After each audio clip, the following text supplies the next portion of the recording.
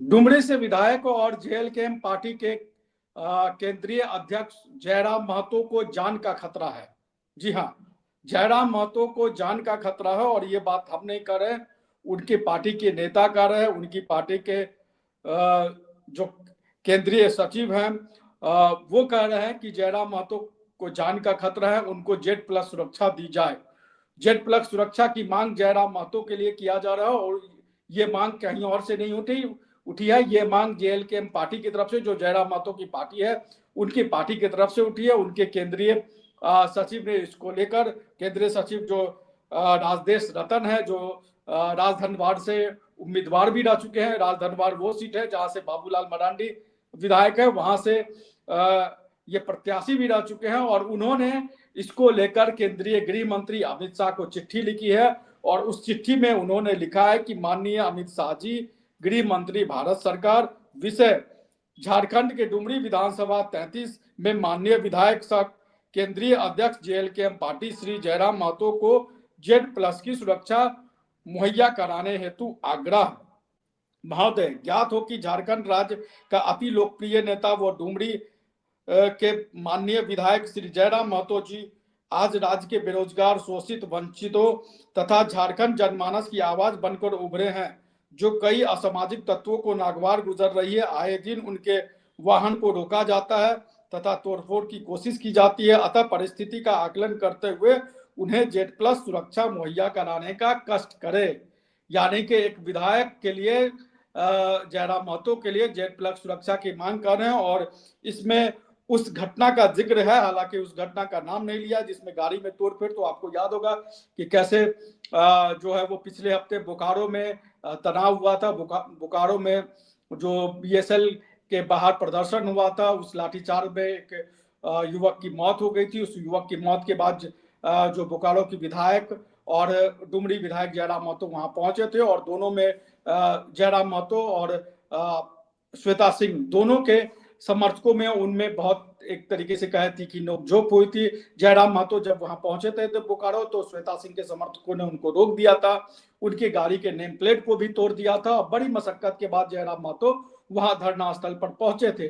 धरना स्थल पर पहुंचने के बाद उन्होंने इस बात को लेकर भी आपत्ति जाहिर की थी कि कैसे श्वेता सिंह ने उनको रोक दिया, श्वेता सिंह ने उनको रोकने की कोशिश की। और पहले ही दिन नहीं, दूसरे ही दिन भी जब जयराम महतो वहां पर डीसी ऑफिस में मीटिंग के लिए गए, डीसी से मिलने के लिए गए, वहां पर भी श्वेता सिंह और उनके समर्थकों ने जयराम महतो को रोका और रोकने की कोशिश की।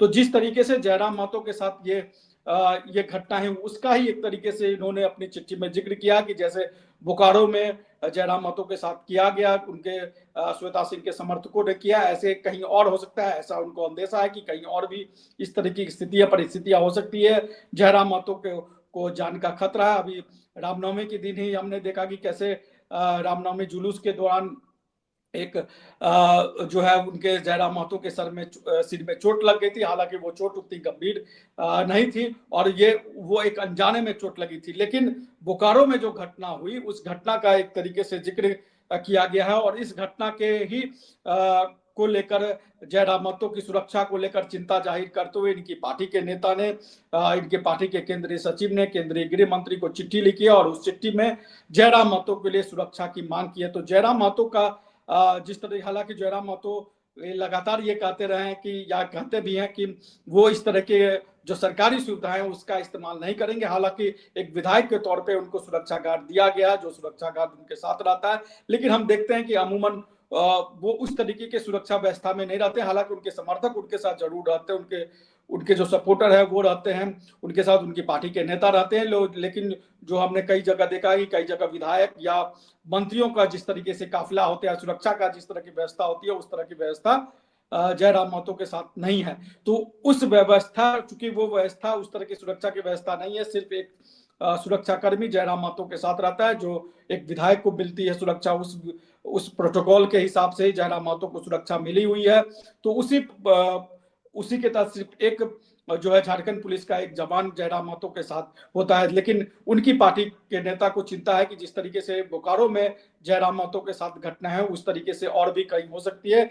इसीलिए जो है वो उनको जेड प्लस की सुरक्षा दी जाए और केंद्रीय गृह मंत्री को इसको लेकर चिट्ठी भी लिख दी है। तो जयराम महतो को लेकर जिस तरीके से लगातार हम कह सकते हैं कि वो सुर्खियों में बने रहते हैं, और एक सुर्खियां उनकी पार्टी के नेता ने भी एक तरीके से दे दिया, राजदेश रतन, जिन्होंने गृह मंत्री को चिट्ठी लिख दिया कि जयराम महतो को सुरक्षा आप दीजिए, और वो भी Z+ सुरक्षा दी है। तो बिना मुख्यमंत्री बने या बिना मंत्री बने जयराम महतो के लिए उनके जो पार्टी के नेता है वो चाहते हैं कि उनको उसी प्रोटोकॉल के तहत सुरक्षा दी जाए।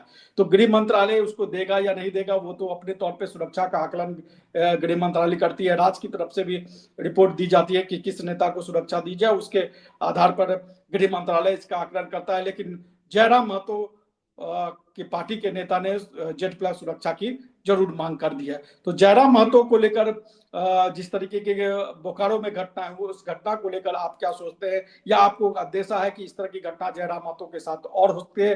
तो क्या जयराम महतो को Z+ सुरक्षा मिलनी चाहिए या नहीं मिलनी चाहिए, इसको लेकर हमें कमेंट बॉक्स में जरूर बताएं। आप हमारे चैनल को लाइक करिए, सब्सक्राइब करिए। नमस्कार, जोहार।